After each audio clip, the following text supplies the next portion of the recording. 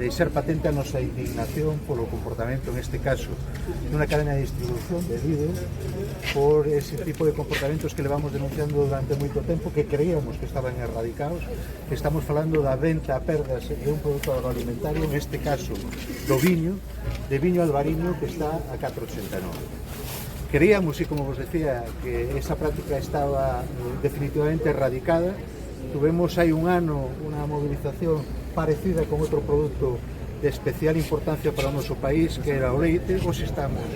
o viño e, sobre todo, unha situación especialmente sensible, no sentido de que todos coñecedes e sabedes o problema que estamos a ter cos aranceis, cos anuncios por parte do máximo responsable do goberno dos Estados Unidos, que está generando incertidumbre e que está generando problemas no mercado, e, polo tanto, este tipo de comportamentos o que axudan é a desestabilizar un sector que é vital para o conxunto de país, para o noso país, para Galicia. Hoxe o que queremos evidenciar é que é imposible, alguén está incumplindo a lei, desde o mismo momento que un precio de 4,89 non cubre en ningún caso os costes de produción dos distintos eslabóns da cadea, e que, por lo tanto, alguén está incumplindo a lei.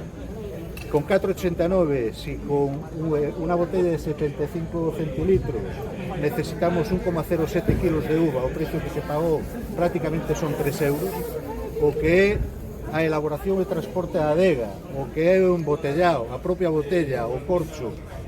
a etiqueta e a contraetiqueta, o encartonado, o transporte, a propia distribución e os marxes comerciais da adega de distribución, é imposible materialmente que este sexa un PVP que respete o que é a lei. Por lo tanto, o que exiximos é que de forma inmediata se paralice este tipo de prácticas polo dano que está facendo.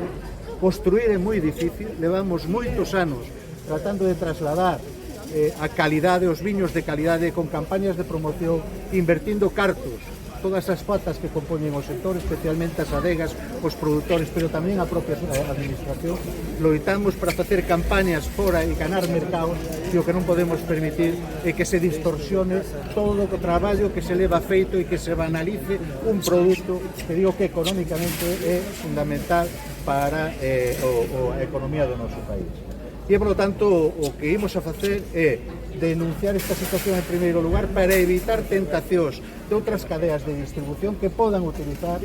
o viño como produto reclamo. Si ben é certo que nos tintos temos unha caída de consumo e que, por lo tanto, hai unha situación que necesita de tomar medidas para evitar que sigamos caendo no consumo e, por lo tanto, que haxa mecanismos para sacar o viño que todavía está almacenado, non hai ningunha razón que xustifique de mercado, que xustifique esta baixada de precios, esta oferta que sin duda é unha oferta reclamo para tratar de que se comercialicen outro tipo de produtos dentro da distribución.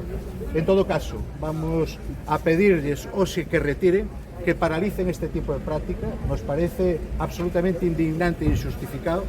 Vamos a solicitar a Xunta de Galicia que actúe de forma inmediata. Tiña que estar en marcha un instrumento e actuar de oficio que é a AICA galega e, polo tanto, poñer en práctica a inspección para evitar este tipo de comportamientos e prácticas por distintas distribucións, en este caso de líder, e desde logo vamos a presentar unha